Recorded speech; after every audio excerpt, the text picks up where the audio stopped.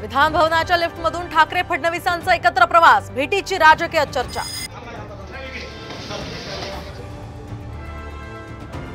चंद्रकांत पाटलांनी घेतली उद्धव ठाकरेंची भेट, भेटीमध्ये उद्धव ठाकरेंना दिलं चक्क चॉकलेट।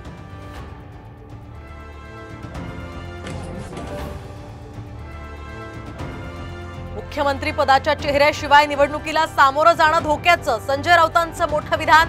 मुख्यमंत्री पदासाठी उद्धव ठाकरेंच्या नावाचे स्पष्ट संकेत। शेतकरी कर्जमाफीवरून विरोधक आणि सत्ताधारी आमने सामने, विधिमंडळ परिसरामध्ये दोन्ही बाजूंना जोरदार घोषणाबाजी।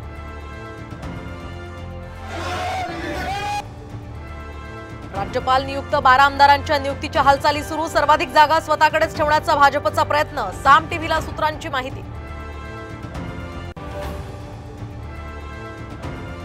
ठाण्यातही अवैध बार आणि पबवर पालिकेचा हातोडा, तर पुण्यातही सलग तिसऱ्या दिवशी पालिकेकडून कारवाई सुरू।